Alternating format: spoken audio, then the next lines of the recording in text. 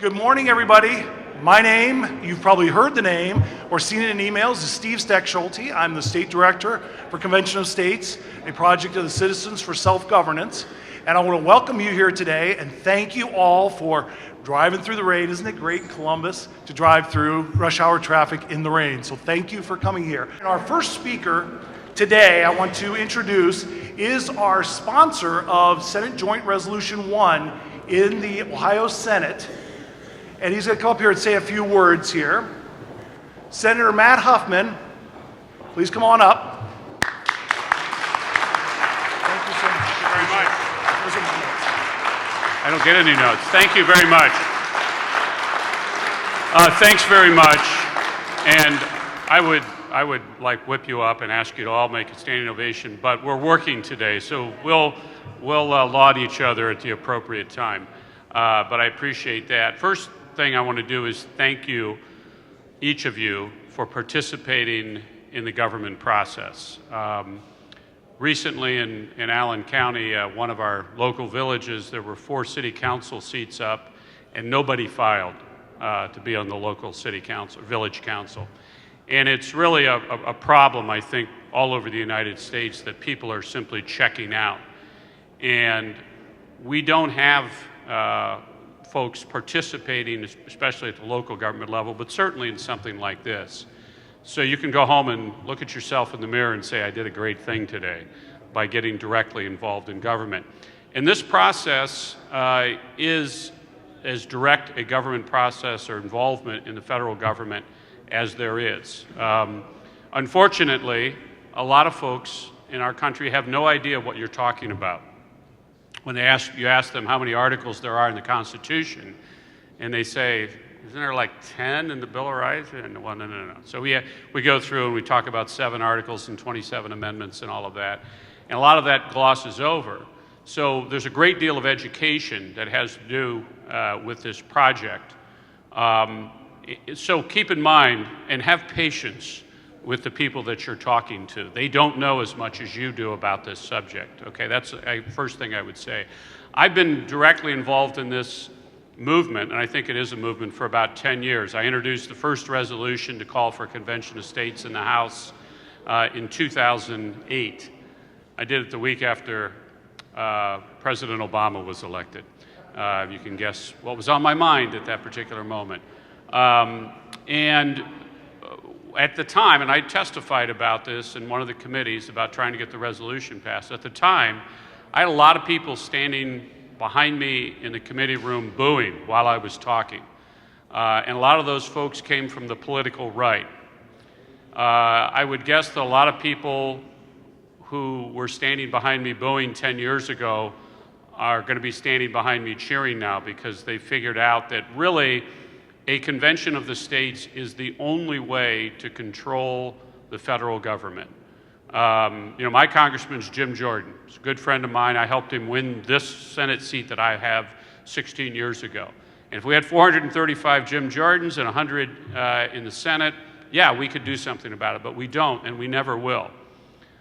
Collectively, there's not the will or the incentive, really, and it's not going to happen for these folks to control it.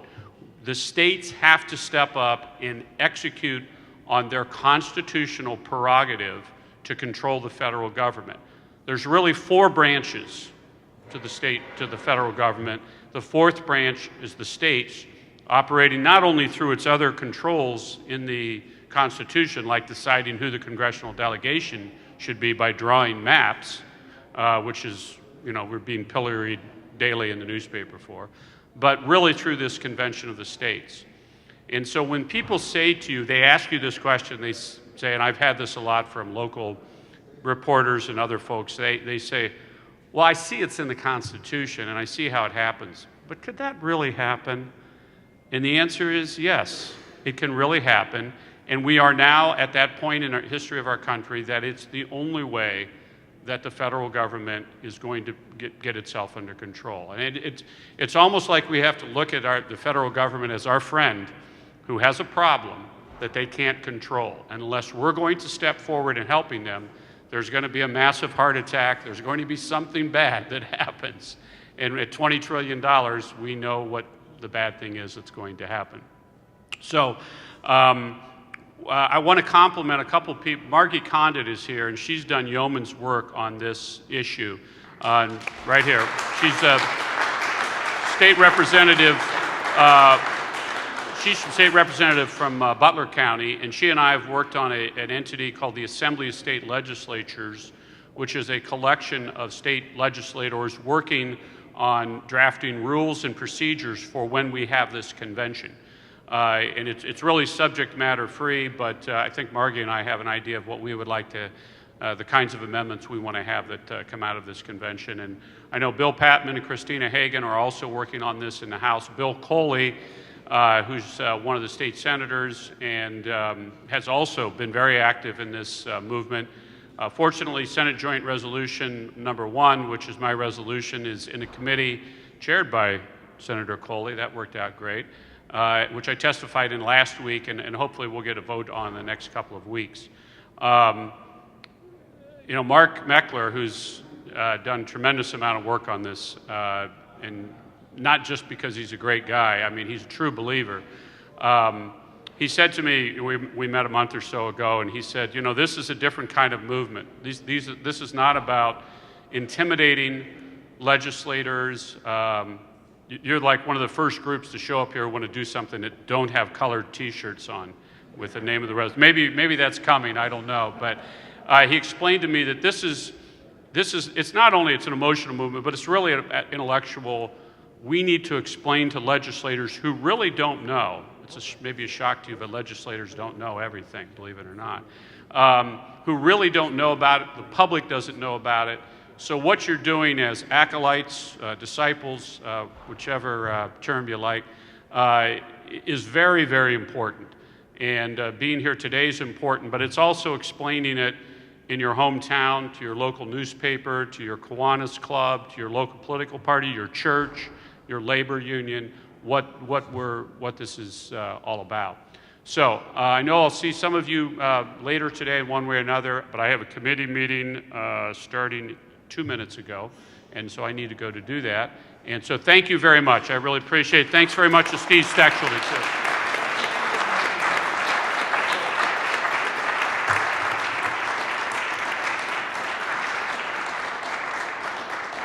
Thank you, Senator Huffman. We appreciate you taking the time out today. And as he mentioned, we have with us Representative Margie Condit, and I would like her to come on up. She wants to say a few words now. Representative Condit also was a participant from Ohio in the simulation that the Convention of States put on last September. So we really appreciate her work there, and she's been a great advocate and a great friend to our organization. Representative Condit.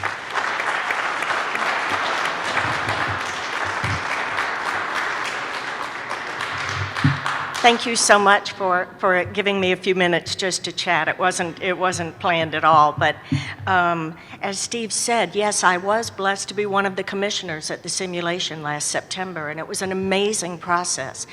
It's a little messy, you know, when you're doing something like this, but I tell you, it's important. A lot of people back home in Butler County are afraid of a convention of states. They're afraid it might be a runaway, but you can either be at the table participating or you can be on the sidewalk protesting. And I think that we need to let people realize that eventually we're going to have a convention of states. Do you want to be on the sidewalk saying this is a bad idea, or do you want to be at the table helping to make those decisions? And I choose to be at the table.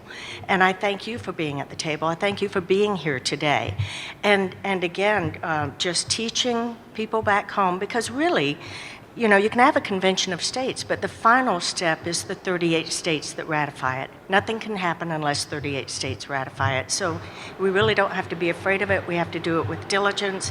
And I see my colleague back there, Representative Bill Patman, and don't see Christina Hagan, but Representative Patman and Christina Hagan, Representative, have also introduced the House version of the resolution for the Convention of States. And I think I will take this moment to introduce my good friend, Representative Bill Patman. Come on down.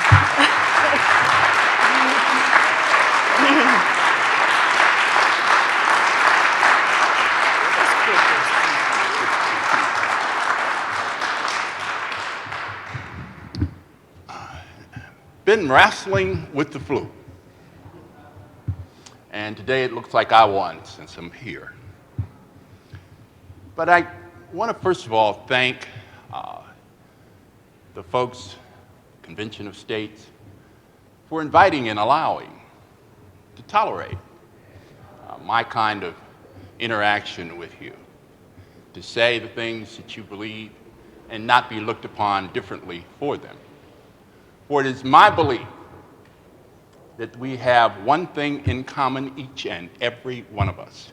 We want a better America.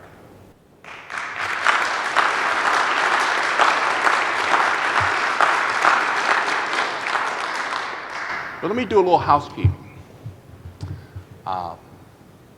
One of the things that enables you is the comfort that you have around the people that you work with.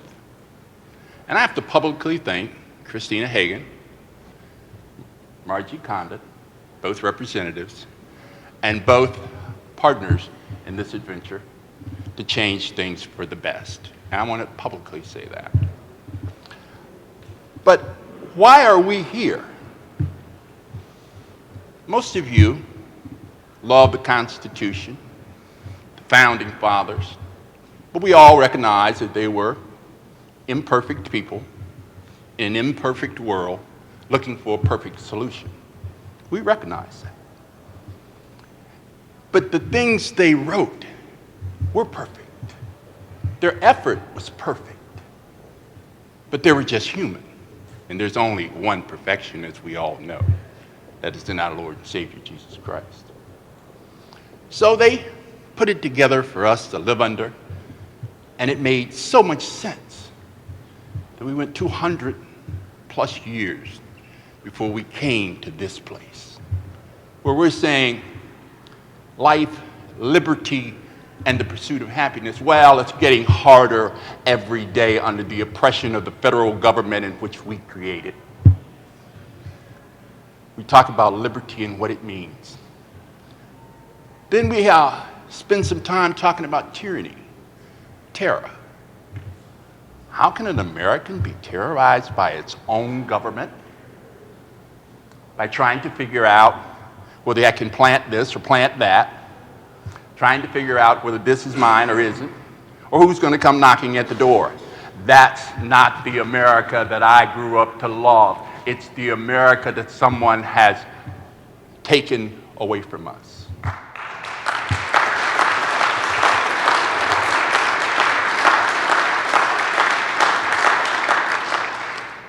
And when you look at the human existence, you see that really smart people, not like me because I'm fumbling in the dark, but really smart people have a back door. They build these computer programs and they're complicated and it's hard to get through them, but they have a back door where you can get in and work on it. Article 5, the back door of the Constitution of the United States of America, because the states created the federal government, not the other way around, and the back door is Article 5 to say enough is enough. Do we want the freedom guaranteed by our Constitution? We want the liberty guaranteed by our Constitution. And we're saying in no unequivocal terms, you don't give it, we'll take it. You don't give it, we'll take it.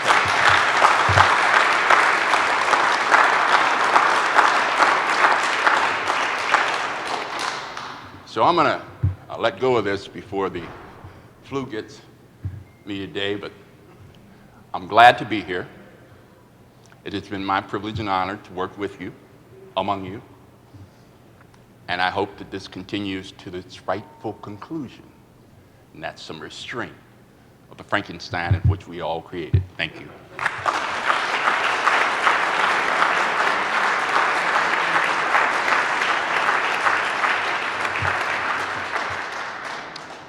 I want to do a little bit of housekeeping, and then I want to say something quickly to the folks here, because this is a fabulous, fabulous thing to stand up here and see all you folks here through the rain, through the traffic today. So thank you. But first order of business in housekeeping.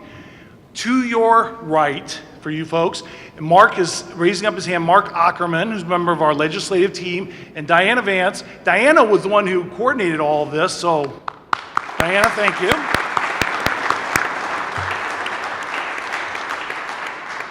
Mark and Diana have information. Now, if you're a district captain for the Convention of States, we definitely want you to go over to see Mark or Diana. They have packets for your legislators. There's information about all the volunteers' names and information from their district, and there's also some materials we like. If you have a meeting today or you're planning a meeting coming up, I want you to grab that information just so if you're a district captain, tell them that you're having that. If you're not a district captain, you volunteer or you're an interested party and you're going to have a discussion with your legislator, you can go see Mark and Diana. And if your district captain has not picked up a packet and you're going to go see your legislator today, we have information for you to pick up, to give to them. And what we're asking you to do is go to them and ask them to support in the Senate Joint Resolution 1, and in the House Joint Resolution 2. Now, the other thing I wanted to mention here in our time here together, I want to mention the fact that, there's different people who influence you in your life. And I'm going to give you a little bit of history of me. Back when I was in high school in Northwest Ohio, we played basketball, and it was a big deal, kind of the Hoosiers thing. And my coach was a man named Dick Quartercracks, and Coach Quartercracks always talked about Coach John Wooden from UCLA. And this is a short story, don't worry, I won't go long on this one. But Coach Wooden was he won 10 of 12 years, he won a national championship with UCLA, including 7 years in a row.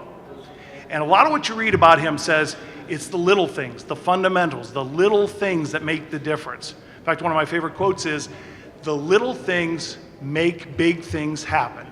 And for us, you all here today are doing what is vitally, vitally important. And that is speaking your support, talking to your legislators, talking to your representatives and your senators. It is invaluable. This is what will make the big thing, the Convention of States, happen.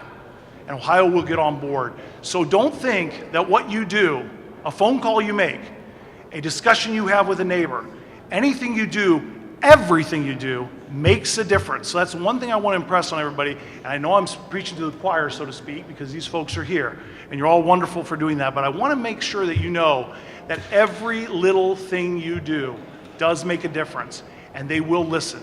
Our angry voices close their ears. But reasoned, good, solid arguments open their ears. So you all have a place to play here. You all have a part to play in this process. So that's my commercial. Sorry about that. But I do want to bring up our next speaker. And our next speaker is our regional director here in the Ohio. He covers Ohio and 7 other states, Ken? 8 other states. He's already been promoted to another state.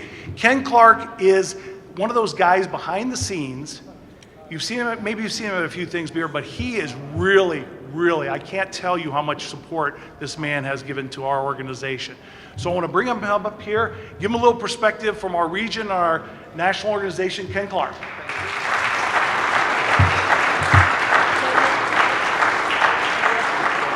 Well, thank you very much. I'm only going to speak for a second, but I got to tell you, you are the reason I exist. You are the reason I'm here.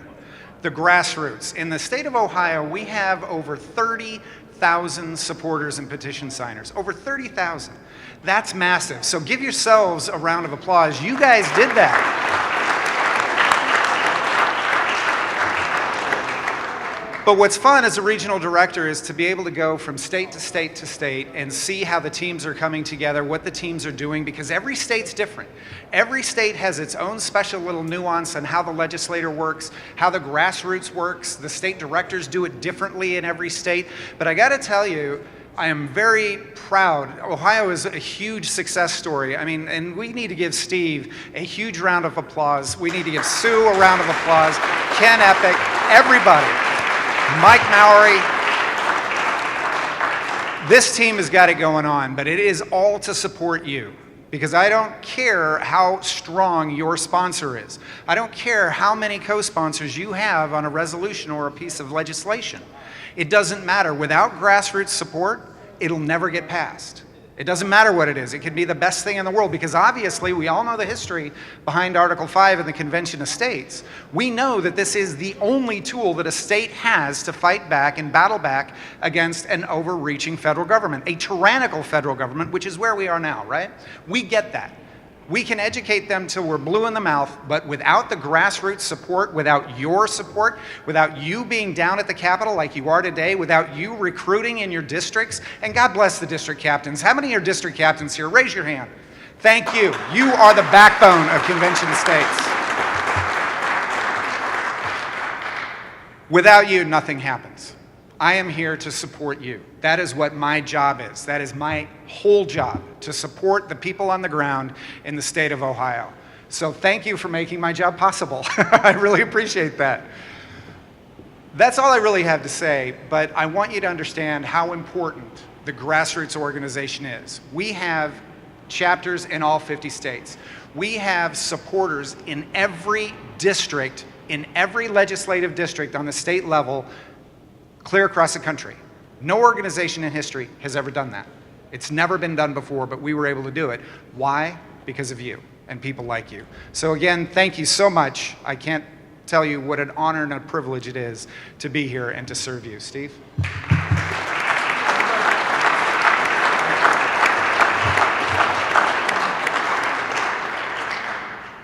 Now, our next speaker has been called a lot of things.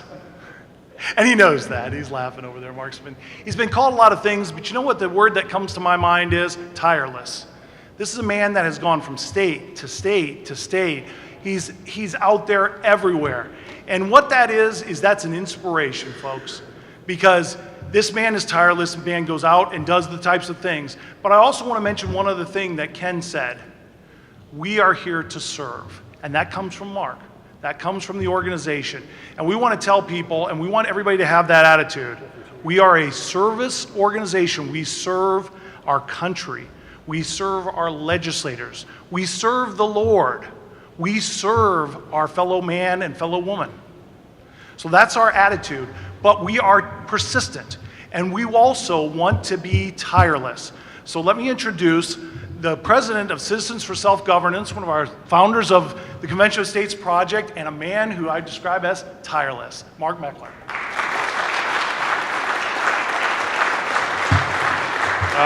Thank you. Appreciate it. Thank you. Man, that makes me tired hearing that.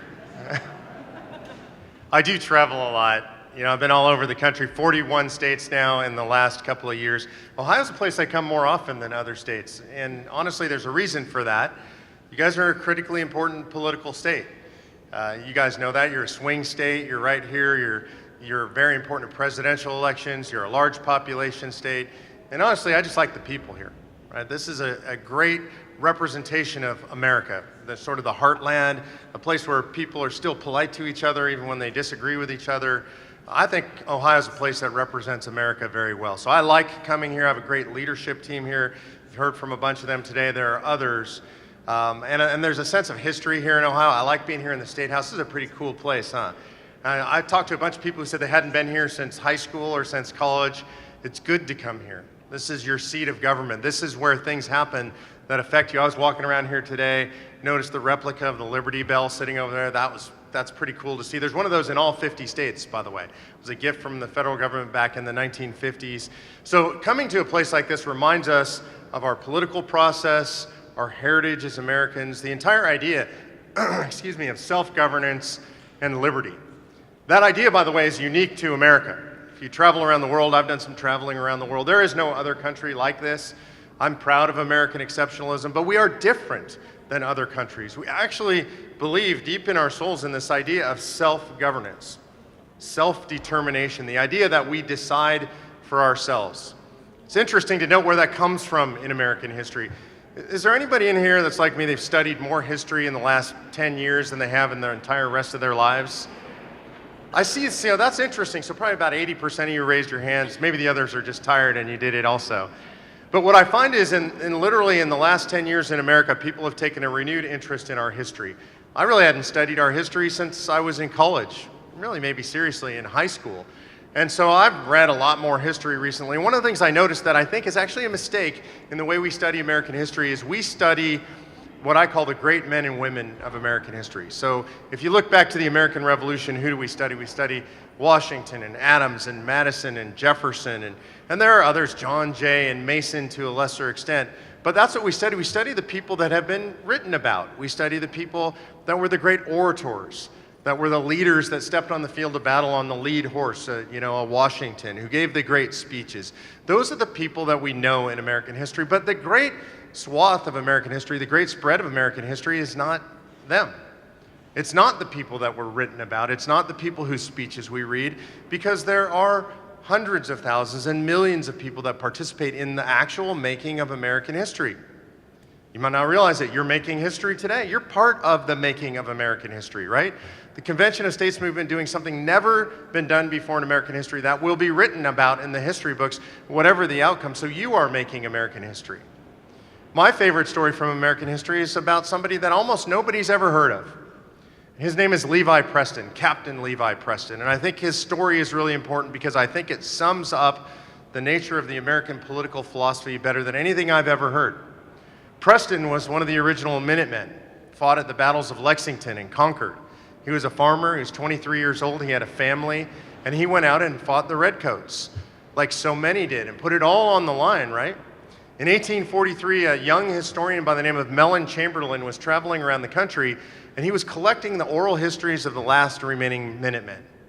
I want you to think about how remarkable that is. In 1843, most of the people who actually fought in the American Revolution were long gone. Preston, when he encountered Preston, was 91 years old, an extraordinary age back then when the average life expectancy of a male was 54. So Chamberlain knew that if he could capture these stories and preserve them for history, he was the only one who would do that, right? There was no YouTube back then. People couldn't tell their own stories into a video or a tape recorder and record them. And a lot of people didn't write about themselves. Back in 1843 and during the time of the American Revolution, it was considered somewhat untoward and egotistical to write about your own exploits. And so Chamberlain understood this. He was a school teacher, so he's traveling around the country, and he comes across Levi Preston in North Carolina, where Preston has ultimately settled and retired. And he asks him a series of questions about the American Revolution. And when Chamberlain is recounting the story, and you can find this on the web, he's telling the story in the North Church, the Old North Church in Danvers, Connecticut, and he's recounting a story that he had heard literally 50 years before. One of the interesting things about when Chamberlain tells the story is he mocks the media in the telling of his story. Even back then, they were frustrated sometimes with their media. And he says, I come to you telling this story over 50 years late. I trust it's early enough for the Evening Post. And he tells a story about his conversation with Levi Preston, and he asks Preston a series of questions indicating what his perception, Chamberlain's perception, was of the Revolutionary War at the time in 1843. And he asks him these questions, essentially, and I'm paraphrasing. The story's on the web if you want to go look it up. And he asks Captain Preston, why did you come out and fight? And I want you to think about that in context. These men who came out and fought were farmers and merchants and laborers, just regular people. And they went out to fight the greatest fighting force ever assembled in human history. The most well-trained, the most well-fed, the most well-funded in human history. It's as if I said to you all, by the way, upstairs today there's a battalion of Marines coming into town. Grab your pitchforks, we're going to fight them, right?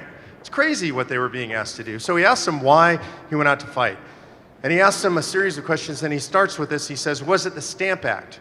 Were you offended by the idea that you had to buy these stamps and place them on all your documents, and that was just tyranny? And what Preston responded was, the stamps, I never saw them. The governor locked them up in the armory, and that's the last we heard of it. Unbelievable, because I don't know, I read in school, in junior high and high school, that it was all about the Stamp Act, and people were so frustrated by that. So he goes to the next thing that all of us know, and he says, how about the tea tax? You were outraged by the high tax on tea. And Preston answers, never drank a bit of it. The boys threw it in the harbor, and that was that. Again, theories of the American Revolution just rendered meaningless by one captain in the Revolutionary War. And he asks them, were you reading the great revolutionary writers like Burke and the others who inspired you to revolution? And he said, we never heard of any of those men you mentioned. We read the Bible, the Psalms, and the Almanac, and that was about it.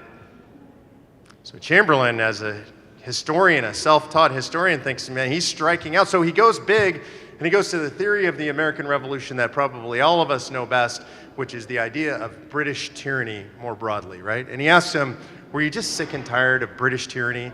The overbearing, overburdensome British, always the boot on the neck. Preston, again, does not cooperate. And he says, tyranny, never felt any of it. So Chamberlain wonders, what am I missing? This is my understanding of American history, of the Revolution. And he asks him, if it wasn't all those things, what was it that brought you out to fight that day, Captain Preston? And Preston responds with what I think is the most succinct summary of the American political philosophy at that time and even today. And he said this: when we went out to fight them redcoats, we meant only one thing. We had always governed ourselves, and we always intended to. And them redcoats, they intended that we shouldn't. Self-governance, liberty, free will. This country was founded on those ideas. The men and women, the families that risk all to come here, that's what they believed in. They believed we had been given free will by our Creator, and they were looking for a place where they could exercise that. Religiously, economically, politically, Preston expresses those things. That story is so important to me because so often we look in the mirror when we're frustrated by politics and we say, I'm not Washington, I'm not Jefferson or Adams or Madison. Where are those men today? Where are those families today? And the answer is, you are them, and you are Levi Preston.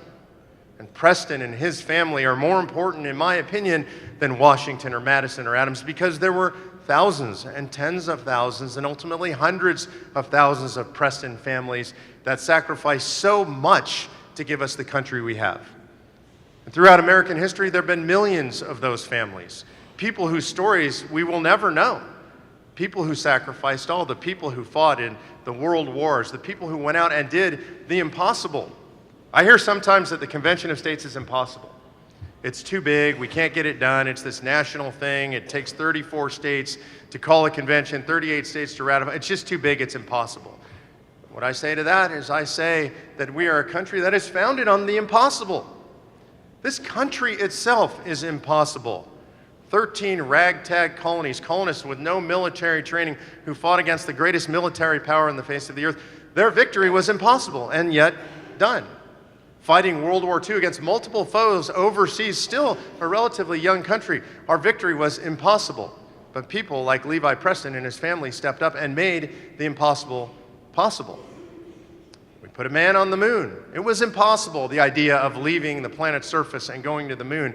But we put our hearts and minds to it, and with the blessings of Providence, we are a country that is founded upon, has existed because of, and will go into the future because we believe in doing the impossible. Are you guys with me on that?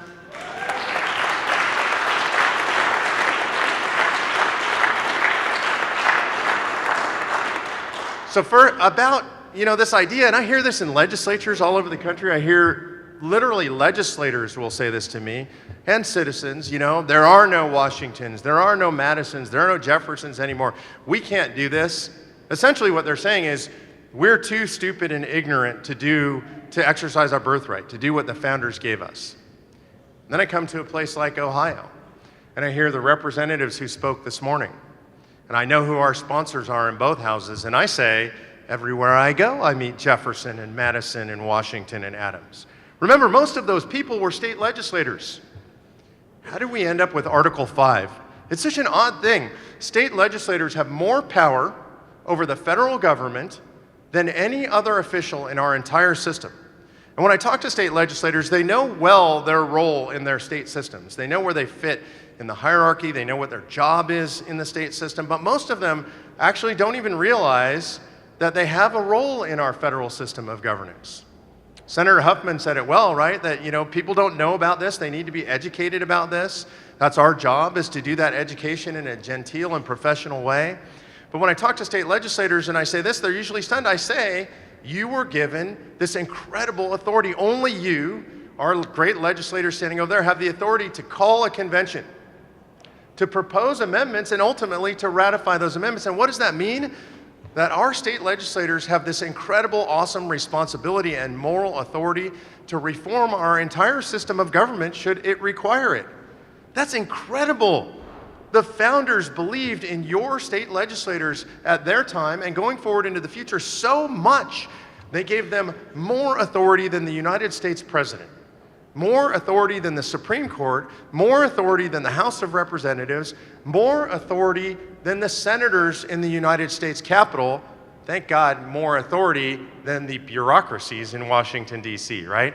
That's where your state legislators sit. It's this unique place. So as I travel around the country and I meet you, it's an honor to stand with and sit with and break bread with the Levi Prestons of our country.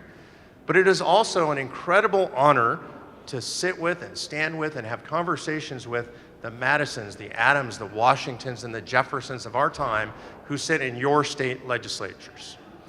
So I'm going to close with that, but there's somebody I want to bring up. Is it okay you see who showed up here? So we have a representative who is one of those great leaders here, and she wasn't here a little bit earlier, and so she didn't get a chance to speak.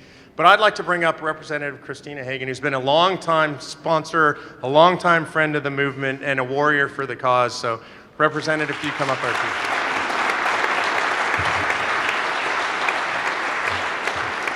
No pressure. That was a relatively tough act to follow. Needless to say, we all have an incredible amount of gratitude in our hearts for Mark and his entire team, Sue and all of the people that are on the ground every single day making this happen, to voice your perspectives here to us at the State House when you can't be here. Obviously, an advocacy day is one of the best things we can have at the legislature because it is the essence of the people's voice coming to our doorstep, having us have the opportunity to engage with you directly here on Capitol Square. I can't believe that I get to be so fortunate and so blessed to be a part of this movement. Being a young person in the legislature, you're often underestimated. But for this simple matter, I think that we recognize, regardless of youth, age, gender, a lot of barriers that can normally set us apart, that we have a nation at stake. And we all believe dearly and close to our hearts that we live in the greatest nation on earth. And in order to preserve that, we have to utilize the founding documents for the purpose which they were given to us, to rein in a federal government that is indeed out of control.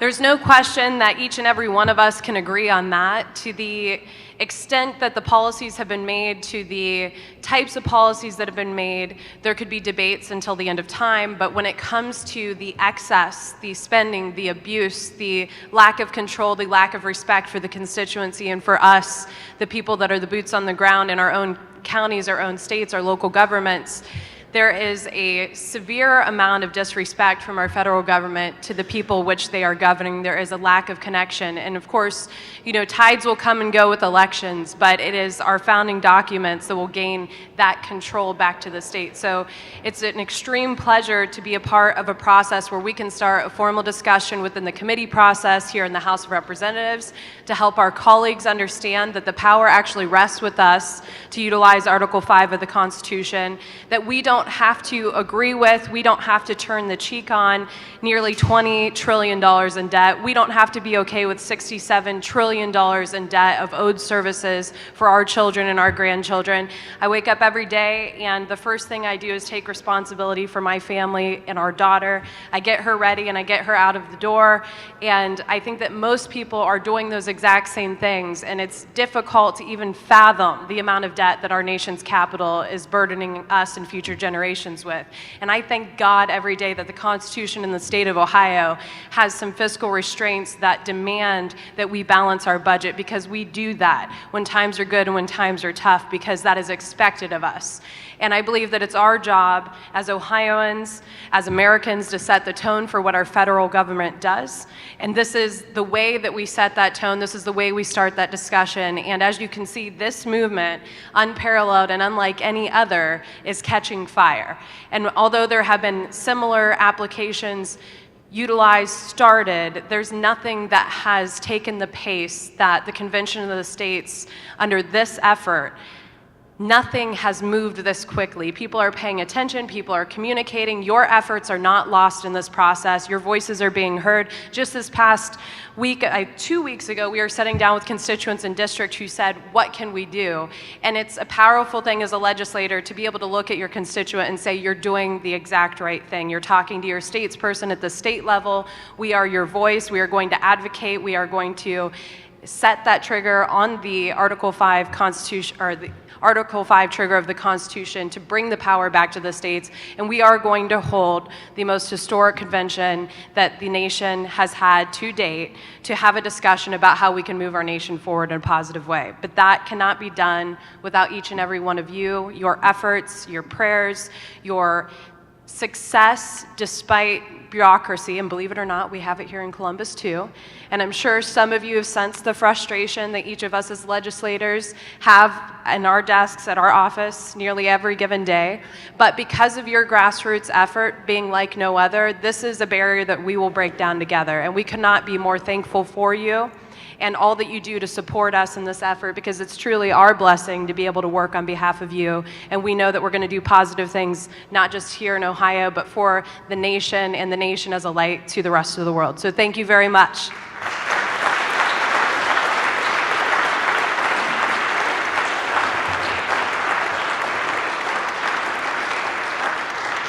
Thank you, Representative Hagan. Appreciate it. And before we finish, and we don't have any envelopes, do you notice that? So we're not going to have any mess ups like the Academy Awards. It's a bad joke.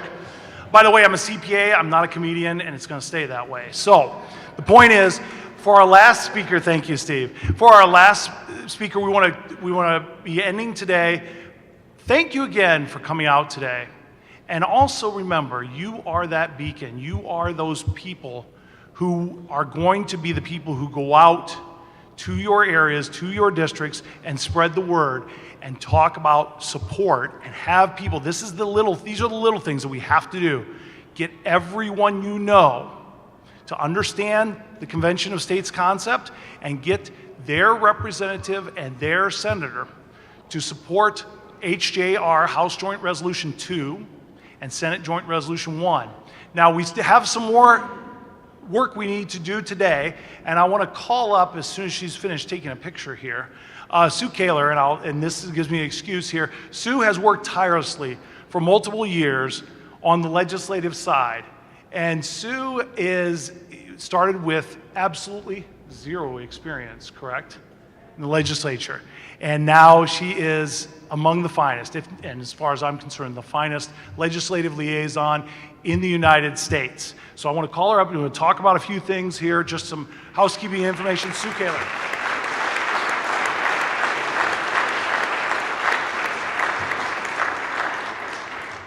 Thanks to everyone for coming.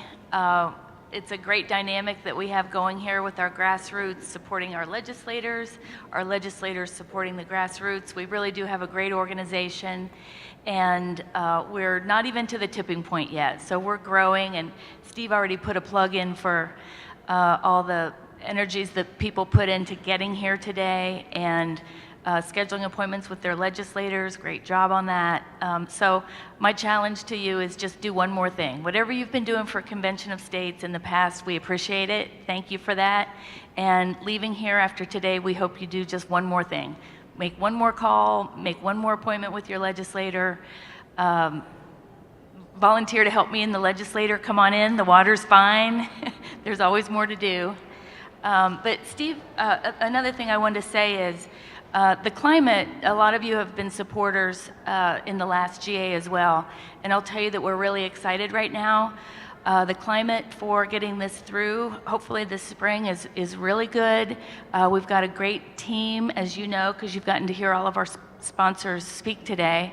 They're all Article 5 advocates, dating way back to at least 2013, and apologies if it goes back farther than that. So Article 5 proponents, Convention of States proponents, they're fighting for us every day. And I wanted to say, this is what's different about this GA compared to last GA. We have a strong sponsorship team in the House and in the Senate.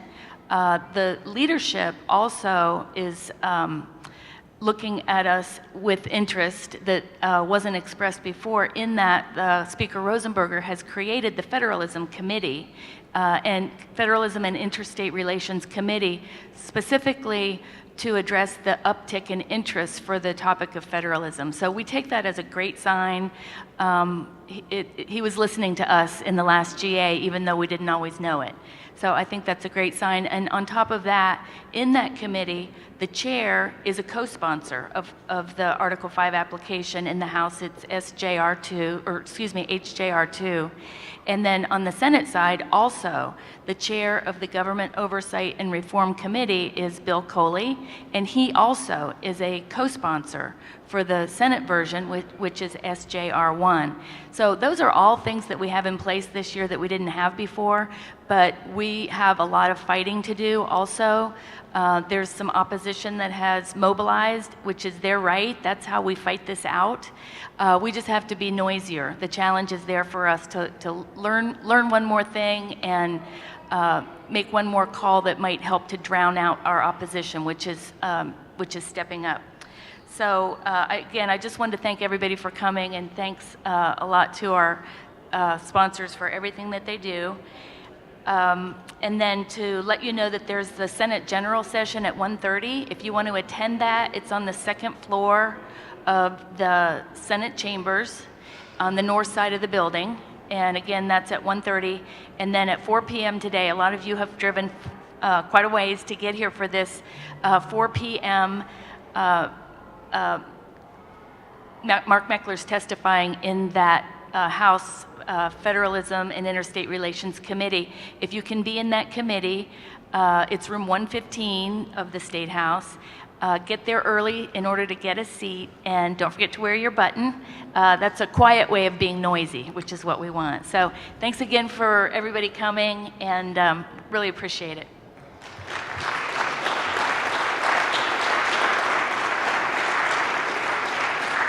So again, thank you, Sue. Thank you for all your work. And I also want to talk to those district captains.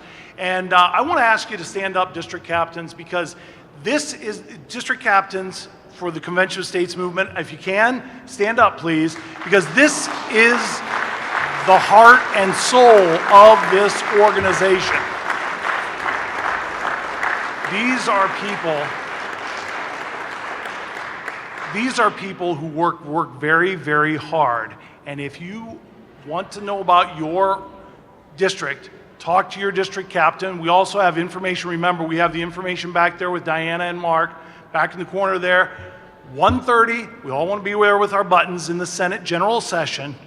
And at 4 p.m., we are going to go to the Federalism and Interstate Relations Committee. As Sue said, it's a small room. Get there early. Let's fill the place up and show our support to that committee. Thank you all for being here today. Thank you so much. Everything you do does make a difference.